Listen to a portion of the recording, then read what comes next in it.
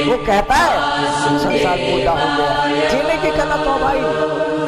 ओम नमो भगवते वासुदेवाय। ओम नमो भगवते वासुदेवाय। ओम नमो भगवते वासुदेवाय।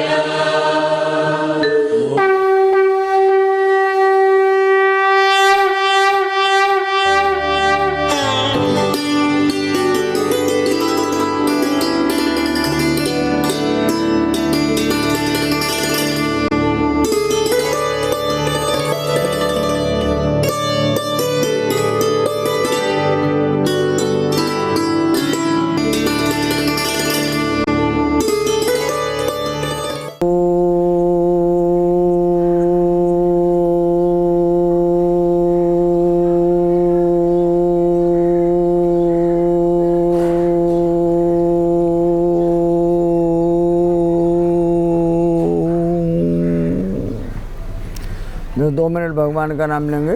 गोविंद हरे गोपाल हरे, जय जय प्रभु दीन दयाल हरे। गोविंद हरे गोपाल हरे, जय जय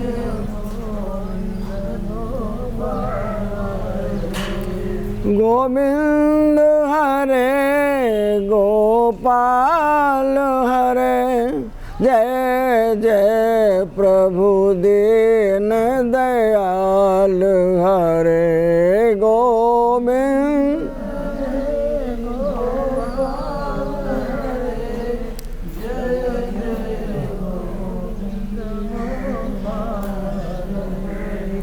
गोविंद हरे गोपाल हरे, जय जय प्रभु दीन दयाल हरे। गोविंद हरे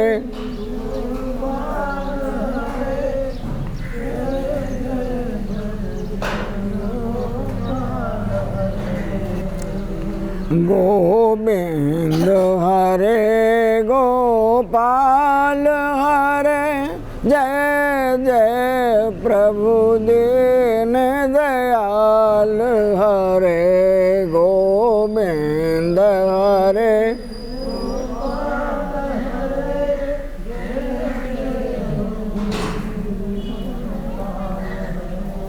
बोलो सच्चिदानंद घन भगवान की जय, आनंद कंद भगवान की जय, अपने अपने गुरुदेव भगवान की जय।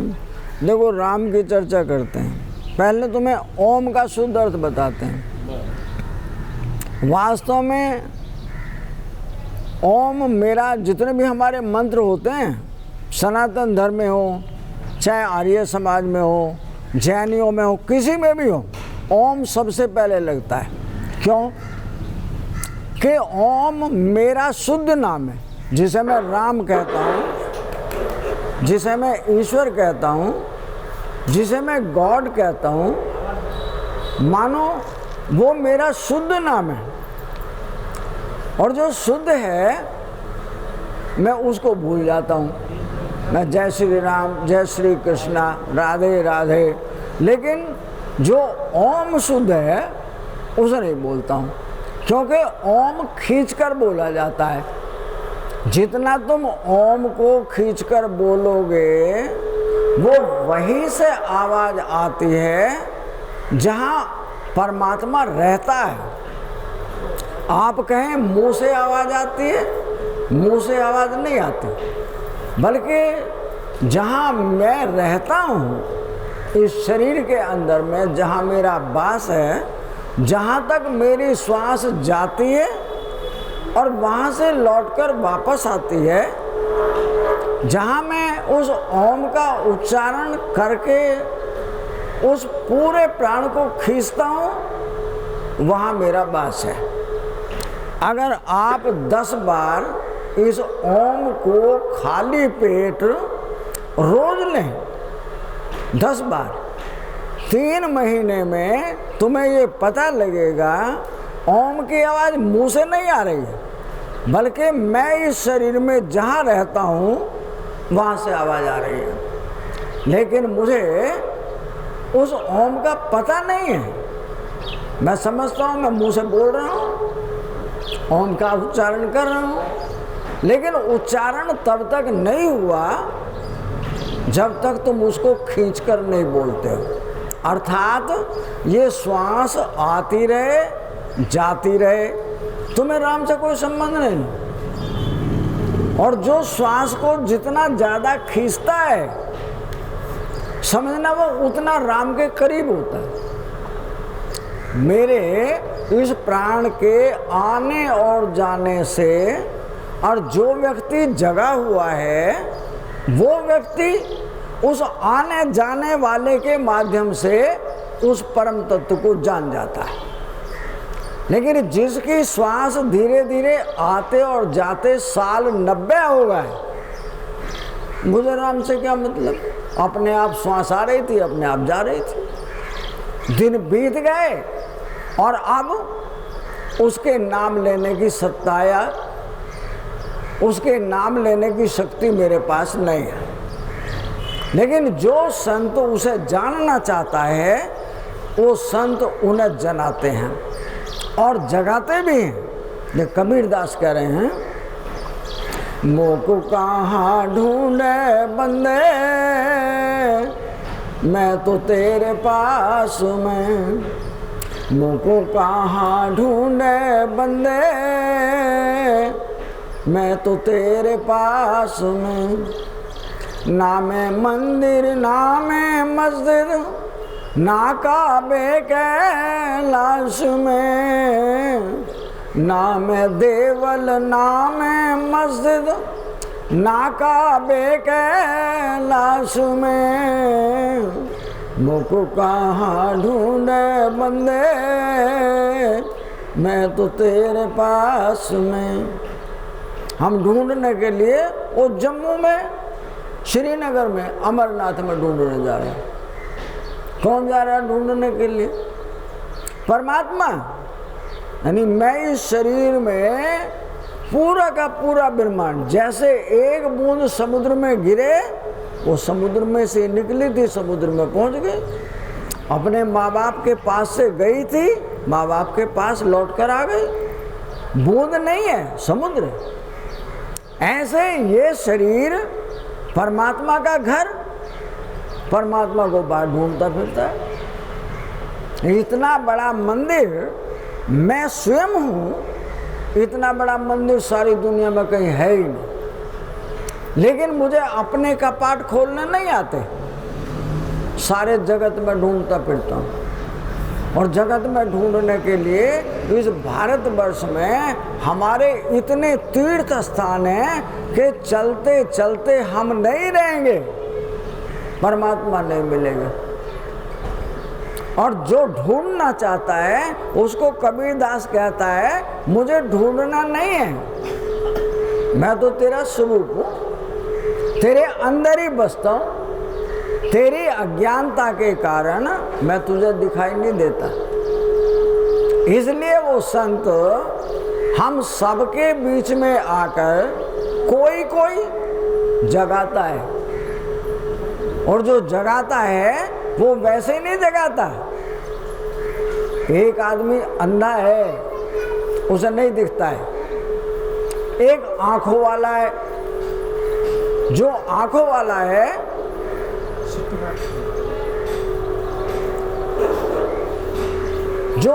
वाला है वो आदमी कहता है गड्ढा है, अगर गिर गया तो मर जाए।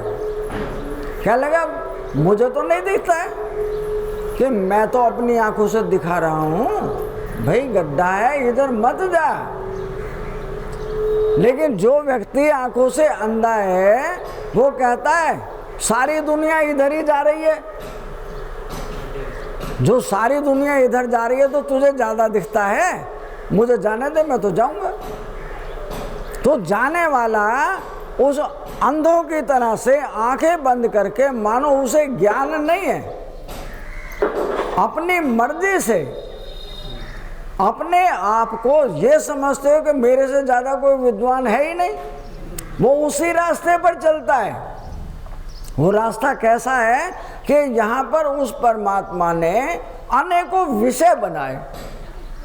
परमात्मा एक ही है, वो दो नहीं हो सकता है, लेकिन कान बनाए, आँख बनाई, नाक बनाए, मुंह बनाया, और शौच जाने के लिए या जो पानी पिया गया है अशुद्ध पानी उसे निकालने के लिए रास्ते बनाए। 9 नरक के द्वार है, 2 कान हैं, 2 आँखें हैं, 2 नाक है, 1 मुंह है, मल और मूत्र, इन दोनों का रास्ता है। तो जो रास्ते बनाए उनके द्वारा पूरी सृष्टि को चला रहा है। संसार का कोई भी कारोबार है वो उस 9 नरक के द्वारों से भिन्न नहीं है। और 10वां द्वार ब्रह्मांड, उसको केवल संत जानते हैं, उसे कोई दूसरा नहीं जानता है।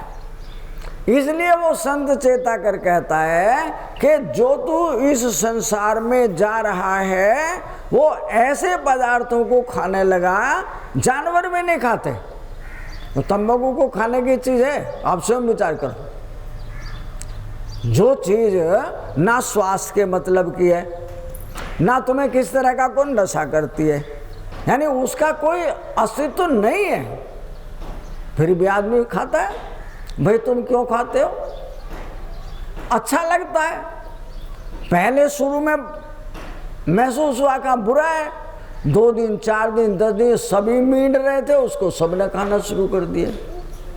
भाई जहर है जो मुंह लग जाता है, जो अमृत होता है वो मुंह नहीं लगता, जहर पकड़ता है, वो छोड़ता नहीं है। तो बीड़ी पीने वाला हो, पान खाने वाला, गुटखा खाने वाला, तंबाकू खाने वाला, शराब पीने वाला, ये क्या है? मनोरंजन। मैं केवल अपने मन को बहलाता हूँ, शरीर को इनमें से किसी चीज़ की ज़रूरत नहीं है। और संत कहता है इस संसार की कोई भी चीज़ ना तेरे साथ आई थी ना तेरे साथ जाएगी, बीच बीच में उस सामान को तू मेरा कहने लगा, किस लिए? अंधा है, यानी अज्ञानता के कारण उसको तू कहने लगा अच्छा लगता है। वो अच्छा नहीं लग रहा, बल्कि वो विषय तुम्हें खा गया। तुम सोच रहे तंबाकू को हम खा रहे हैं, जब तुमसे छूट नहीं रहा, वो शराब छूट नहीं रही, तो वो विषय अब तुमको खा रहे हैं। डॉक्टर कहता है अगर आज के बाद पी तो तुम मर जाओगे। उसके कहने से मैं 2 दिन 4 दिन 10 दिन नहीं पीता। तत्पश्चात कोई आ गया, कहने लगा भाई बिना पिए जाएंगे नहीं, और तुम पीते नहीं, तो ऐसों से हमारी दोस्ती निभेगी नहीं, हमारे साथ चलो, हम तुम्हारे साथ ही पिएंगे।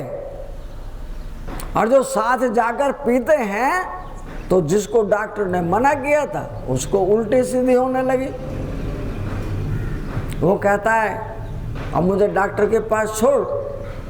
तो डॉक्टर के पास जाता, डॉक्टर ने कहा तुम्हें कहा था अब अपने घर जाओ, इसका हमारे पास इलाज नहीं है।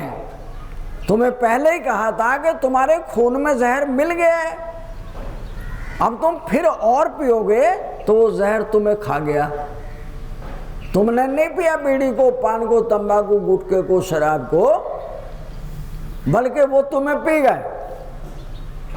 और संत कहता है यहाँ सब कुछ अमृत है। अमृत का मतलब जिसको खा के आदमी कभी ना मरे, वो सब कुछ अमृत है। लेकिन वो अमृत तुम्हें पीना ही नहीं आता। जो कोई आंखें दे भी तो तुम देख रहे हो, पहले दिन संख्या 8-10 थी, दूसरे दिन देखा 20-25 हो गई, 10-15-20 महिलाएं हो गई, तीसरे दिन भी संख्या ठीक थी, कल देखा तो कल मामला साफ, कल कोई नहीं। हमने कहा यहाँ तो मेला उजड़ गया है, मानो कोई मेले में आने वाला नहीं है। क्यों? अमृत बंटता है ना, हम तो जहर खाने वाले हैं, ये जहर छुड़ाने वाले हैं। तो जहर छुड़ाने वालों के पास कौन जाए? जो अमृत पीने वाले वही तो आएंगे, वो गिने चुने आदमी है। आज फिर समझ रहे शायद कुछ लोग आएंगे, वही 2-3 दिन हमारे शेष रहते हैं। हमें समझते हैं जो हमारे से कुछ ले जाएगा, आज काम नहीं आए कोई बात नहीं, कल की धरोहर है, कल अगर तुम्हें कोई शब्द याद रह जाए तो वो तुम्हारे काम बुरे वक्त पर आएगा जरूर। इसलिए वो संत जगाकर कहता है, इन विषयों के माध्यम से तुम अपने को ठगाना मत। इन विषयों को, सारी दुनिया को विषय खा गए। और संत कहता है, अगर तुम मेरे पास आए हो तो मैं उन विषयों को तुमसे अलग कर दूंगा। जैसे कपड़ा गंदा हो जाता है, पसीने लग जाते हैं, निशान लग जाते हैं, धूल जम जाती है, उस कपड़े को साफ करने के लिए साबुन लगाया जाता है, उसको सर्फ लगाया जाता है, तब वो कपड़ा ऐसा लगता है मैल तो निकल गया पर जैसा आया था वैसा नहीं है। लेकिन हमारे पास आने वाले अगर हमसे कपड़ा धुलवाना चाहते हैं, ये दिमाग का कपड़ा है, वो शरीर के ऊपर का कपड़ा है। तो वो रोज सत्संग को सुनने वाला व्यक्ति अपने दिमाग पर रोज साबुन लगाता है, रोज सत्संग सुनता है। उसके सुनने से जो माया का मैल है, माया का मैल मेरा, तेरा, अपना और पराया, वो उसे छुड़ाता है। वो कैसे छुड़ाएगा? तो कल हम बतला रहे थे, रामचरितमानस के माध्यम से राम को वनवास हो गया, सीता अलग से लड़ रही है।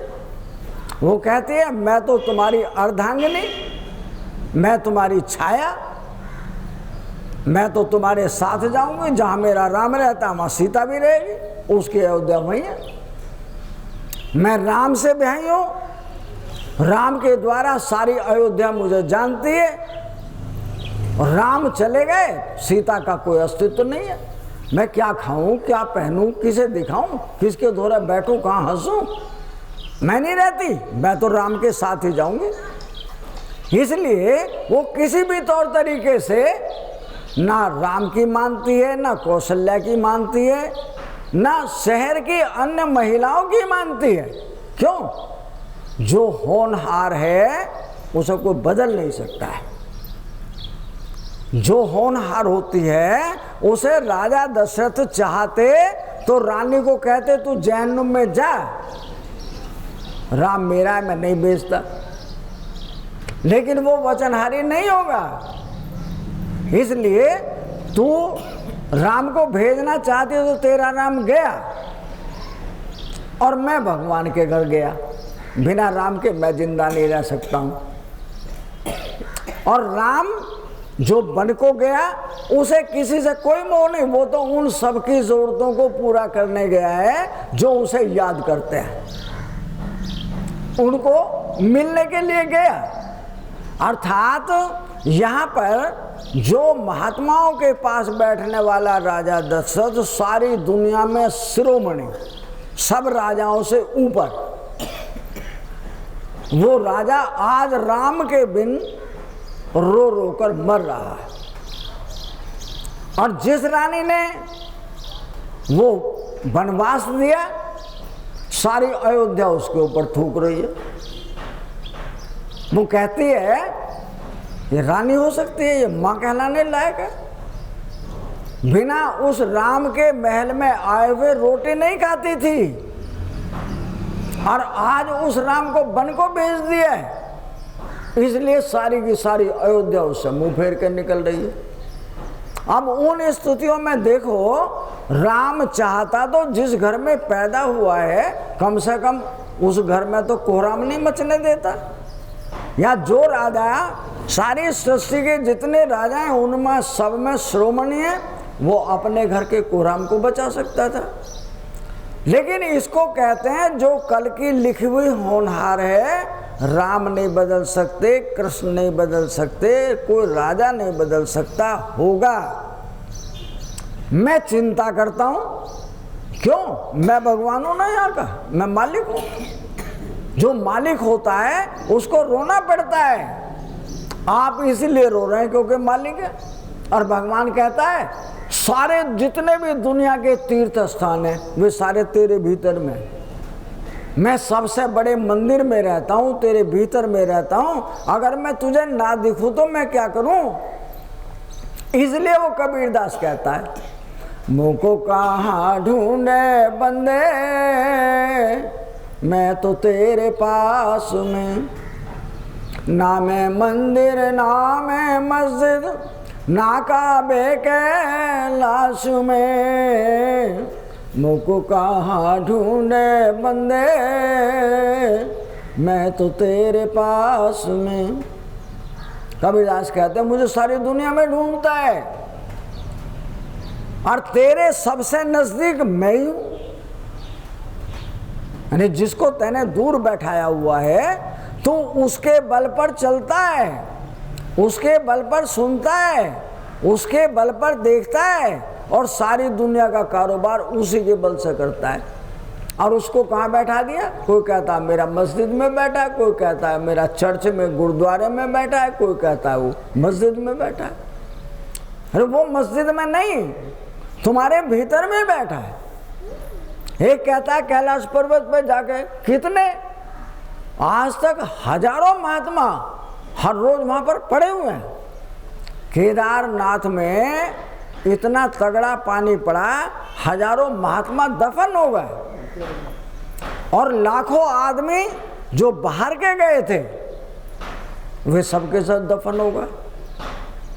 क्या भगवान उन सबको मारने के लिए गया था? नहीं, लोग दर्शन करने नहीं, सैर सपाटा करने के लिए जाते हैं। जो सैर सपाटा करने के लिए आते हैं तो भगवान कहता है भाई सैर सपाटे वालों की कहानी तो ऐसे ही है। होटलों में ठहरते हैं, जो मर्जी करते हैं, वो किसी के खाने का परहेज नहीं, किसी के रहने का कोई परहेज नहीं। तो तुम दर्शन करने नहीं आए, तुम्हारा यही होना था जो हुआ। 3 साल से हमारे पहाड़ों के ऊपर भगवान पूरी तरह मेहरबान है। पहले केदारनाथ में आया, फिर जम्मू कश्मीर में आया, अब के बार बद्रीनाथ में आ गया। तो क्यों है कि हमने अपने जो उसूल थे उस परमात्मा के जानने के, उनको ताक पे रख दिया और हम सिर्फ ढूंढने के लिए परमात्मा वहाँ मिलेगा। जो तुम्हारे भीतर ही हो वो बाहर कैसे मिलेगा? इसलिए हमारे आज भी लाखों की तादाद में महात्मा उस पहाड़ में रहते हैं, गुफाओं के अंदर छुपे हुए हैं। शाम को खाना मिल जाता है, जहाँ बंटता है पहुँच जाते हैं, जितना मिल गया ले लेते हैं, नहीं भी मिला तो उपवास रख लेते हैं। परमात्मा को ढूंढने के लिए वे सारे प्रयास करते हैं जो करने लायक हैं, अर्थात ना करने लायक हैं उनको भी करते हैं। जैसे कोई कहता है हम तो हवा के बल पर रहेंगे, 3 दिन हो गए, 4 दिन हो गए, 10 दिन हो गए, आदत बन जाती है। लेकिन परमात्मा किस पे मेहरबान होता है? जो संयमी व्यक्ति है। संयम का मतलब समझते हो? समय से उठेगा, समय से सोएगा, जितना इस पेट को जीने के लिए चाहिए उतना देगा, स्वाद के लिए नहीं, जितना जीने के लिए चाहिए उतना देगा, और समय पर स्नान करके अपने परमात्मा का ध्यान करेगा। वो गृहस्थी में रहकर उस परमात्मा को पा सकता है। और जो व्यक्ति जंगल में गया लेकिन उसका खाना पीना सोना और जगने का संयम नहीं है, वो भी उसे ढूंढता रहता है। तो कबीरदास कहते हैं कि मुझे कहाँ ढूंढे बंदे, मैं तो तेरे पास में। पास का मतलब है जो विचार उठते हैं उसी के पास से उठते हैं। क्यों?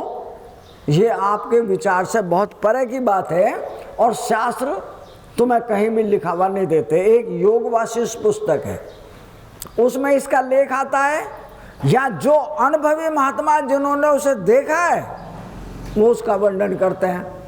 तुम्हारी नाभि में, मतलब जो बच्चा पैदा होता है उससे पहले वो सूंड से भोजन लेता है, उसकी नाभि में सूंड होती है। जो पृथ्वी पर आया है उसको मुंह हो गया है, सूंड काट दी जाती है, अब मुंह से भोजन लेता है। इस नाभि में कम से कम 16,000 नाड़ियां हैं, आप गिनती नहीं कर सकते। और इतनी ही नाड़ियां मेरी खोपड़ी में है। इन नाड़ियों के नीचे, मतलब नाभि के थोड़ा सा नीचे मेरा चित्त रहता है, उसे कहते हैं भगवान शेषनाग के ऊपर ये पृथ्वी टिकी हुई है, यानी शेषनाग का वास मेरी नाभि में है। और नाभि में वो सच्चिदानंद रहता है, वो मेरा परम पिता परमेश्वर रहता है। हम ओम का उच्चारण तुमसे इसीलिए कराते हैं कि ओम को जब तक तुम शुरू में बोलोगे आवाज़ लगती है मेरे मुंह से आ रही है, लेकिन जब उसकी रोज नित्य प्रति आवाज़ निकालोगे तो तुम्हें पता लगेगा मेरी नाभि में मेरा परमात्मा रहता है, ये आवाज़ वहीं से आ रही है। और जो जो तुम उस आवाज़ को अपने अंतर तक पहुंचाओगे तो वहाँ पर एक स्थान बनता है जिसको ध्यान से देखा जा सकता है, अनुभव नहीं किया जा सकता। मैं परमात्मा को कहते यहाँ पर बैठे हैं, टीवी सामने चलता है, 5 घंटे पिक्चर आ जाए मुझे भूख नहीं लगती, नीचे पैरों में मच्छर काटते हैं, मैं पैरों से झाड़ता रहता हूँ, पिक्चर नहीं छोड़ रहा हूँ, मेरा मन और बुद्धि पिक्चर हो जाते हैं। ठीक उसी तरह से जो संत उस परमात्मा को ढूंढने के लिए चलता है वो मन और बुद्धि के द्वारा जीव उस परमात्मा को अपनी नाभि में देखता है। और नाभि में देखते देखते पहले तो उसका मन संसार में भागता है, जन्म जन्मांतरों से संसार को भोगा, वहाँ भागेगा उसका मन। लेकिन धीरे धीरे वो मन कब रुकता है?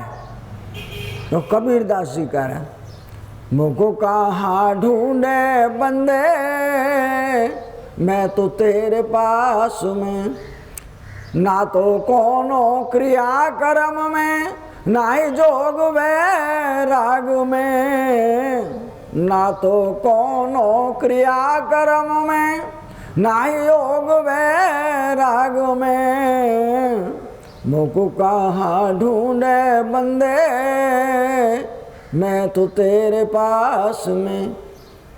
कोई कहता मैं सत्यनारायण की कथा पढ़ता हूँ, कोई कहता मैं मंदिर में भगवान को नहलाने के लिए जाता हूँ, कोई कहता है मैंने तो 9 दिन का देवियों का उपवास रखा है, 9 दिन तक मैं अन्न नहीं खाऊंगा। और परमात्मा कहता है कि मेरे पास आने के लिए ना कोई योग चाहिए, ना कोई संसार का कोई गोरख धंधा चाहिए, ईमानदारी चाहिए। हम संसार को दिखाने के लिए ईमानदार हैं, परमात्मा को दिखाने के लिए ईमानदार नहीं है। ये जो कहता है ना कोनो क्रिया कर, किसी क्रियाक्रम में मैं नहीं, और ना ही योग वैराग में, यानी वैरागी हो गए सुबह से शाम तक, जहाँ देखो चिमटा बजता है, वो हाथ में बजने वाली बज रही है, हरे रामा हरे कृष्णा करते फिर रहे हैं। हरे रामा हरे कृष्णा से राम नहीं मिलता है, बिना ध्यान के आज तक संसार का कोई सुख नहीं। किताब पढ़ो, अगर कोई बीच में याद आ गया तो किताब की लाइन खत्म, अखबार पढ़ो और किसी ने आवाज़ दी तो अखबार की लाइन खत्म, टीवी देखो लाइट भाग गई तो पिक्चर का स्वाद खत्म।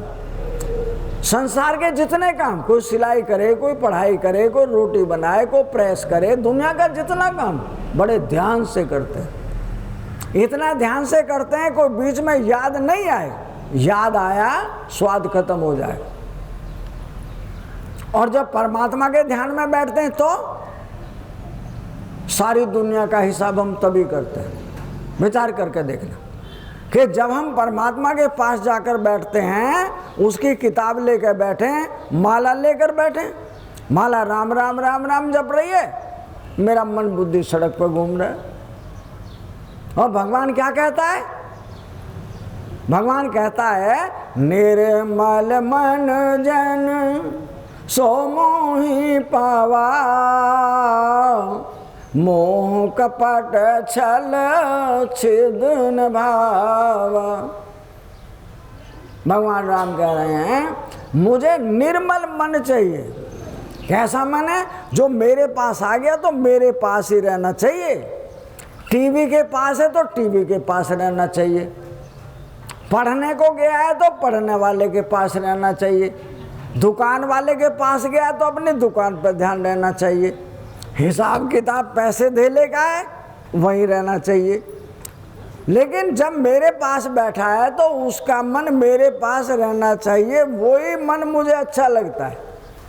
मोह कपट छल छिद्र न भावा। और जब वो बैठा तो मेरे पास राम का भजन करने के लिए सारी दुनिया को दिखावा करता है, लेकिन हिसाब किताब वहाँ बैठ करके सारी दुनिया का लगाता है। तो कहते हैं परमात्मा मुझे ये छल और कपट अच्छा नहीं लगता है। रे प्रेम मुझसे करता है, दिखावा है, हिसाब दूसरों का रखता है। इसलिए वो महात्मा हमें जगाकर कहता है कि ना तो कोनो क्रियाक्रम में, मैं किसी क्रियाक्रम में बहकाने में नहीं आता। स्वाद के लिए खा रहे हैं, 9 दिन व्रत रखती हैं देवियाँ।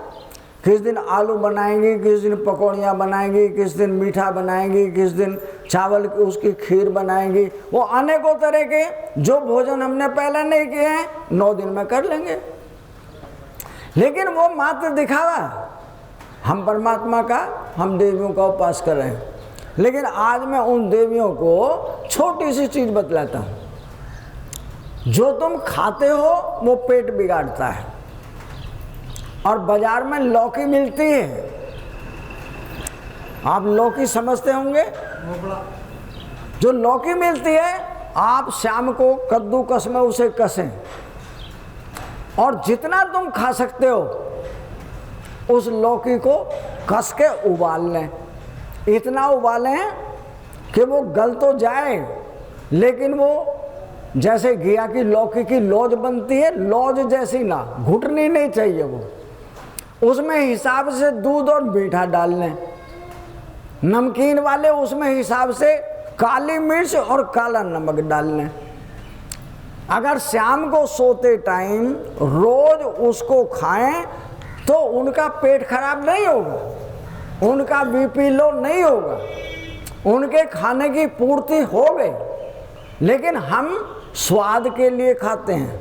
संसार के जितने भी भोग हैं हम लोग खाने के लिए जीते हैं और संत जीने के लिए खाता है। बस इतना सा फर्क है। एक खाने के लिए कि जैसा भी मिल जाए बढ़िया मिलना चाहिए, वो बढ़िया के लिए जीता है।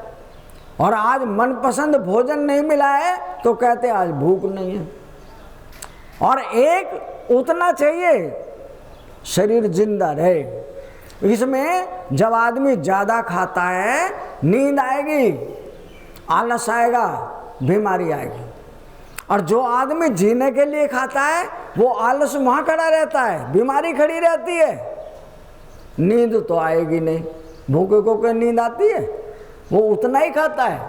इसलिए वो संत जगा के कहता है ना तो कोनो क्रियाक्रम में, मैंने क्रियाक्रम नहीं किया है, मैं दोनों टाइम भोजन लेता हूँ या एक टाइम भोजन लेता हूँ।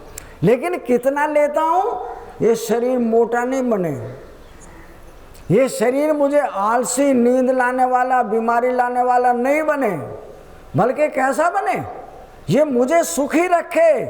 मैं जितने टाइम शरीर में रहूं निरोग बना रहे और मैं उस परमात्मा का भजन करूं। दुनिया के सारे काम करना बुरा नहीं है, लेकिन परमात्मा का भजन नहीं किया ये बुरा हुआ है। तो उस बुराई को मिटाने के लिए वो संत हमें जगाकर कहते हैं ना तो कोनो क्रिया कर्म में, ना है जोग वैराग में, मोको कहाँ ढूंढे बंदे, मैं तो तेरे पास में, खोजई हो तो तुरंत ही मिली हो, पल भर की तलाश में, खोजे हो तो तुरत ही मिलियो पल भर की तलाश में। मुझको कहाँ ढूंढे बंदे मैं तो तेरे पास में। यानी खोजना आप सब चाहते हैं, लेकिन वो सड़क पे पड़े हुए मिल जाए। राम को ऐसा कोई नहीं है जो नहीं चाहता, सब चाहते हैं कि राम हमें मिल जाए, लेकिन बिना मेहनत के मिल जाए। भाई इतना बड़ा परिवार, घर, गाड़ी, बंगला सब बनाया है, ये बिना मेहनत के मिल गया क्या? विचार करके देखो। हम कब से लग रहे हैं कि हम घर बनाएंगे, घर बन गया तो गाड़ी खरीदेंगे, फिर बालकों की शादी ऐसे घर से करेंगे जो गाड़ी बनी बनाई आ जाए। दुनिया भर का सामान बटोरते बटोरते जीवन गुजर गए, और परमात्मा को सोचते हैं वो हमें बिना मेहनत के मिल जाए। परमात्मा कहता है एक जगह पर दोनों काम बन सकते हैं। तुम गृहस्थी कमाना, गृहस्थी का सब काम करना, पर मुझे देखते रहना। यानी हमने गलती की है, परमात्मा को तो छोड़ दिया और संसार को पकड़ लिया। भाई संसार को पकड़ना बुरा नहीं है, लेकिन परमात्मा को छोड़ना बुरा हो गया है। इसलिए कहता है खोजे ही हो तो तुरंत ही मिलियो। यानी किसी आदमी का श्वास ऊपर नीचे को होने लगा, वो बालकों से कहता भैया मेरा सांस फूल गया, मैं मर जाऊंगा, जल्दी डॉक्टर को दिखा।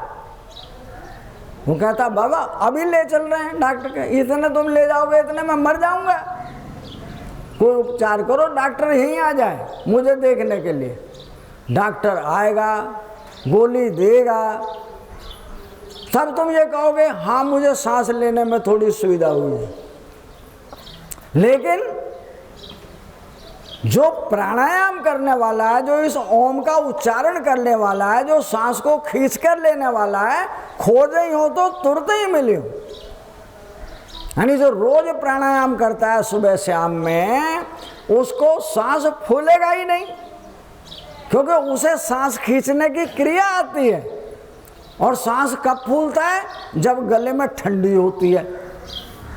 जब गले में ठंडी होती है उसको खांसी उठती है, गले में बलगम जमता है, श्वास लेने में तकलीफ होती है। उस स्थिति में वो कहता है मेरे प्राण निकल जाएंगे, जल्दी करो, दवाई दिलवाओ मुझे। और जो प्राणायाम करने वाला उतना ही खाता है जितना जीने के लिए खाना चाहिए, उसे श्वास खींचना आता है। वो कहता है मैं देखता हूँ ये कैसे, तो उसका भी उपचार बताते हैं। आज हम तुम्हें 4-5 दवाइयाँ बताएंगे, इनमें से एक दवाई ये अब याद आ गई तो तुम्हारे सामने प्रकट कर रहे हैं कि जब किसी व्यक्ति को रात को बहुत ज़्यादा खांसी उठे, उसको सांस फूलता हो, उसके शरीर में जकड़न हो या सिर में दर्द हो, नज़ले की शिकायत बनी हुई हो, 1 चम्मच अजवाइन, 5 काली मिर्ची,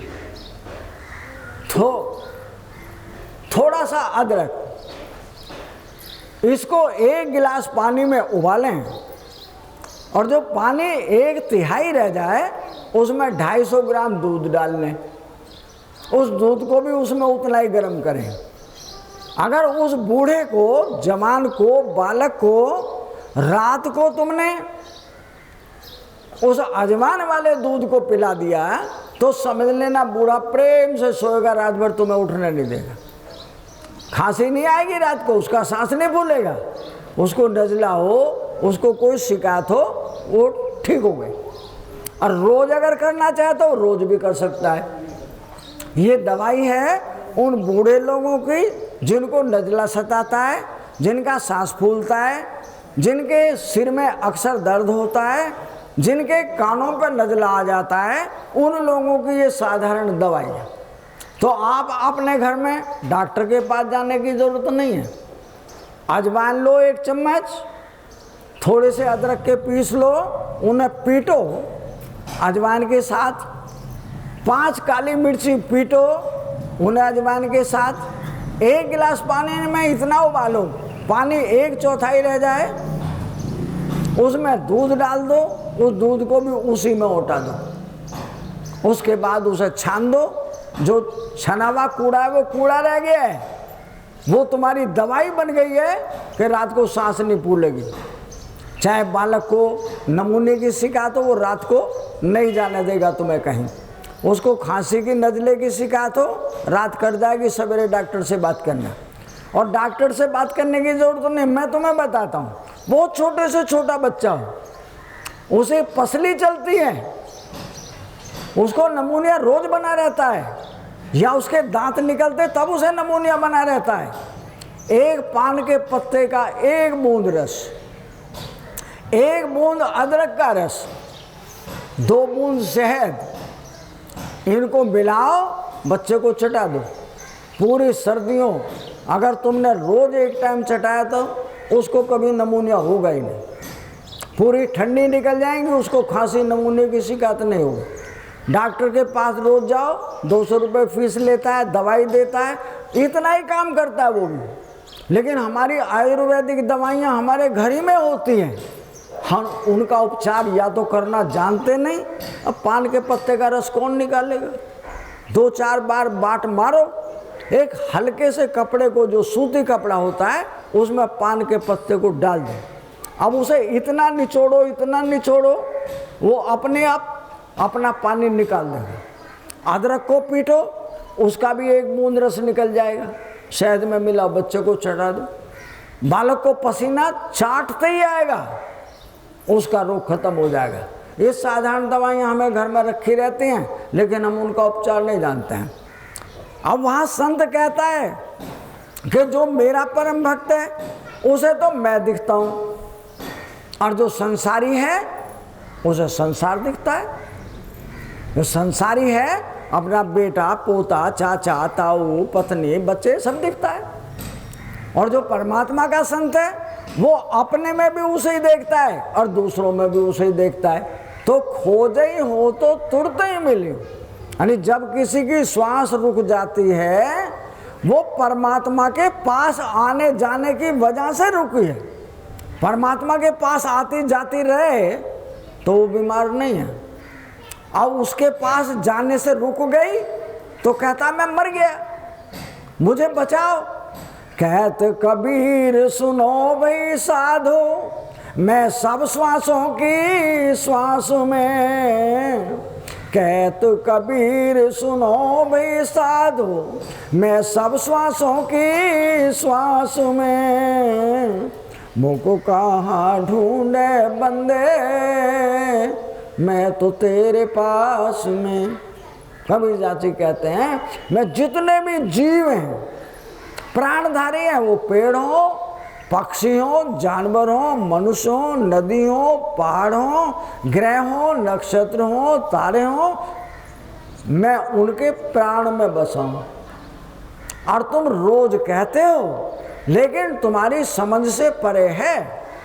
तुम हो एक अगोचर, सबके प्राणपति। प्रभु सबके प्राणपति, किस विध मिलूं दया में, कैसे मिलूं कृपा में। तुमको मैं कुमति, ओम जय जगदीश हरे। ये आरती मंदिर में अपने घर में आप हर रोज गाते हैं। तुम हो एक अगोचर, कबीरदास जी भी कह रहे हैं, खोजे ही हो तो तुरंत ही मिली हूं। पल भर की तलाश में, मानो मेरी श्वास कहाँ तक जाती है और कहाँ से वापस लौट कर आती है, वहीं मैं रहता हूँ। और यहाँ तुम कहते हो तुम हो एक अगोचर। अगोचर का मतलब जो दिखते नहीं हो। जो दिखता है सामने उसे गोचर कहते हैं, और जो नहीं दिखता है, ए माने नहीं, दिखने वाला, जो दिखता नहीं है उसे अगोचर कहता है। और कैसे हो? सबके प्राणपति, यानी सारी सृष्टि के प्राणों के स्वामी आप ही हैं। आपसे भिन्न जगत नहीं है, आप सब कुछ जानते हैं। इसलिए वो संत हमें जगा कर कहते हैं तुम हो एक अगोचर, सबके प्राणपति, किस विध मिलो दया में। यानी प्रभु आप मुझे बताओ मैं आपसे कैसे मिल सकता हूं? क्यों? कि मैं कम बुद्धि हूं, कुमति हूं। कुमत का मतलब है मैं रास्ता नहीं जानता तुमसे मिलने का, उस रास्ते को तुम बताओगे। तो परमात्मा कहते हैं मैंने तुम्हारे पास अपने संत को भेजा हुआ है, और संत गया, लेकिन जो आदमी आज आता है वो कल नहीं आता। कि उसे क्या हो गया है कि वो तो एक बात कहते हैं, जगत को छोड़ दो, परमात्मा को ढूंढ लो। महाराज जी कहते हैं कि जगत तुम्हारा नहीं, परमात्मा तुम्हारा है। इसलिए हम तो जगत के हैं, हमें परमात्मा चाहिए ही नहीं। तो जो आदमी आज आता है कल को वो छुट्टी कर लेता है, वो कल को आता ही नहीं। क्यों नहीं आता? कि यहाँ अमृत की जरूरत नहीं, हमें तो जहर की जरूरत है। महाराज जी ऐसा उपचार बता दो, गठिया भर के नोट मिल जाए, हम तो खुश। लेकिन नोट यहीं मिलेंगे, यहीं छिनेंगे। और जो बात मैं बतला रहा हूं वो तुम्हारे उस वक्त में काम आएगी जब सब सारे छूट जाते हैं। कैसे छूटते हैं और कैसे मिलते हैं? हमारे यहाँ पर एक राजा रघु हुआ है, वो इसी पीढ़ी के हैं जिसमें राम पैदा हुआ है। राजा रघु अपने आप में बड़े धर्मात्मा और जो संत थे उनकी अनेकों प्रकार से सेवा करते थे, उनके कहने के अनुसार अपने राजकाज को चलाते थे। एक बार उन्होंने देखा कि राजा रघु के संतान तो कोई है नहीं, और इतने बड़े राज्य के मालिक हैं। देखते हैं राजा रघु को आज विश्वामित्र जी उनके दरवाजे पहुंच गए। अब विश्वामित्र जी कहते हैं राजन हम आ गए। प्रभु बैठो। मानो अपना सिंहासन राजा रघु ने विश्वामित्र जी को सौंप दिया, आप यहाँ विराजिए महाराज, और मैं आपका सेवक तन मन और धन आपके चरणों में समर्पित। भाई राजन क्या कह सकते हैं? राजा कहते हैं प्रभु मेरा तन, मेरा धन और मेरा मन आपके चरणों में समर्पित। राजा प्रसन्न हुए, तब तो हमारी बात बन जाएगी। अगर विश्वामित्र जी कहते हैं जब सब कुछ हमें ही दे दिया, बात बन जाएगी। कुछ देर के बाद राजन कहते हैं प्रभु आज्ञा कीजिए, हम आपकी क्या सेवा कर सकते हैं? अब तो विश्वामित्र सिंहासन पर बैठे हैं। वो कहते राजन हमें या तो 1 घंटे के सत्संग का जो फल होता है हमें दे दो। विचार करना इस बात पर। जो 1 घंटे का सत्संग का फल है वो हमें दे दो, या अपने ही सारे राज्य को हमें दे दो। जहां तक तुम्हारा राज्य वो हमारा। राजा रघु असमंजस में पड़ गए। वो कहने लगे ये फैसला मेरा अपनाने, इस राज्य में पत्नी भी साझी है।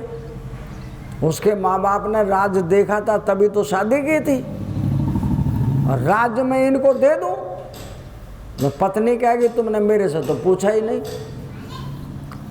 इसलिए वो कहता है गुरुजी आप बुरा ना माने तो मैं अपनी पत्नी से सलाह कर लूं।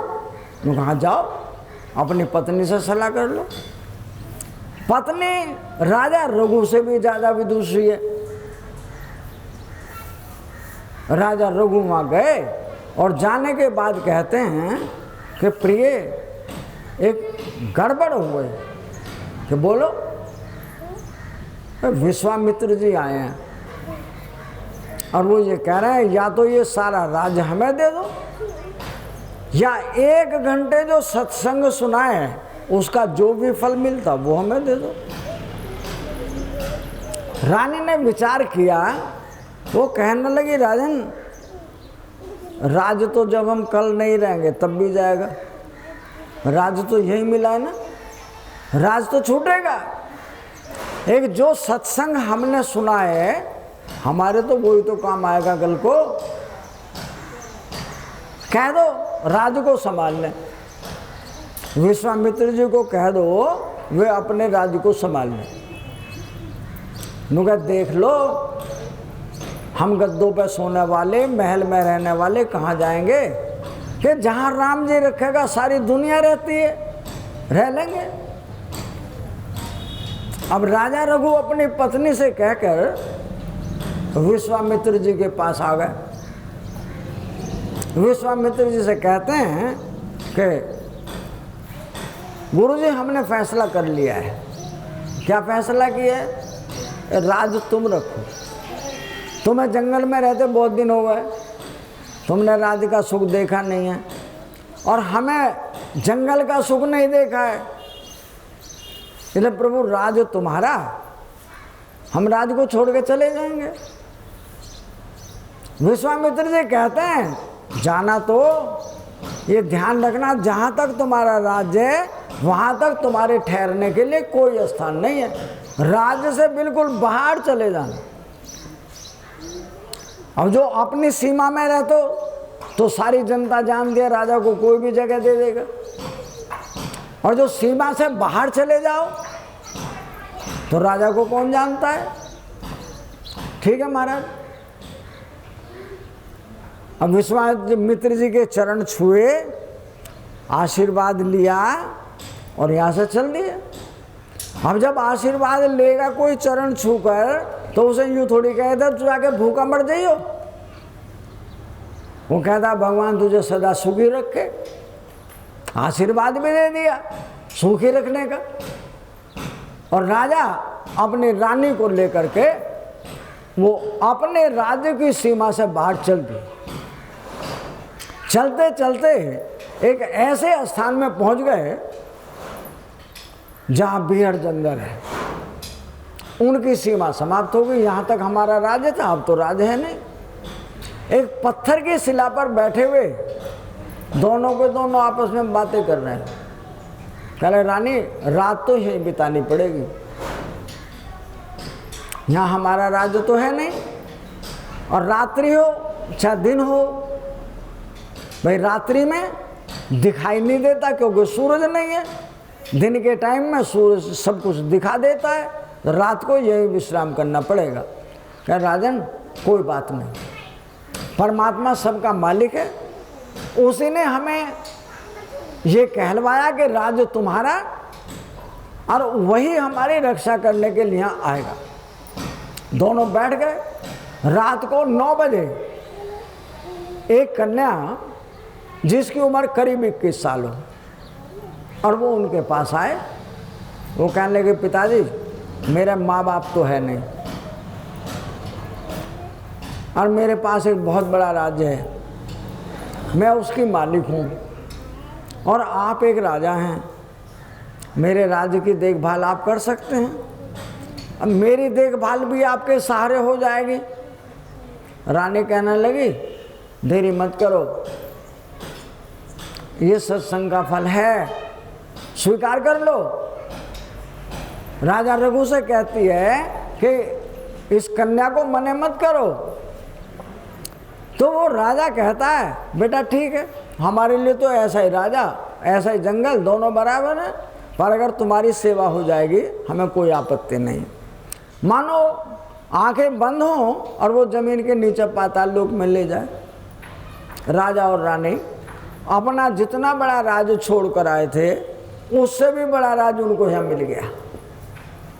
अब राजा भूल गए कि मैं विश्वामित्र जी को अपना राज्य देकर आया हूं, और विश्वामित्र जी उस राज्य में दुखी हो गए कि सारी दुनिया का कारोबार तो मुझे करना पड़ता है, वो पता नहीं कहां जाकर छुप गया।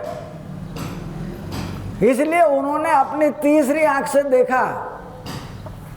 वर्षों बीत गए, राजा रघु को जैसा राज्य था उससे अच्छा मिल गया, वो भूल गया तो पीछे भी राजा था कहीं। विश्वामित्र जी उसके पास खबर भेजते हैं राजा रघु तुम बहुत होशियार हो, अगर तुम सत्संग का फल हमें दे देते तो माया नगरी तो रोज मरने को चिंता करने को, बीमार होने को, अनेकों प्रकार की ठगी रोज रुला रुला कर मारती। ये माया नगरी किसी को माफ नहीं करती। पर तुमने सत्संग का फल मांगा तो उसको तुमने दिया नहीं, इसका मतलब तुम विद्वान हो, होशियार आदमी हो, तुमने अच्छा किया। लेकिन अब अपने राज्य को संभाल तो लो, हमारी जान तो छोड़ दो। महाराज मेरे पास तो है। कहने लगे नहीं, अब तुम यहाँ आ जाओ। मानो उस कन्या की राजा ने शादी कर दी, राज्य को उस कन्या को दहेज में दे दिया और फिर अपने राज्य में विश्वामित्र जी के पास आ गए।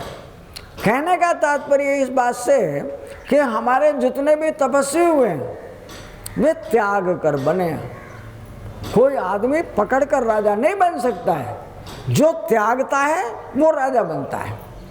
अब त्यागने का मतलब ये नहीं है मैंने कपड़े रंग लिए, मैं घर बार छोड़कर घर से निकल जाऊँ।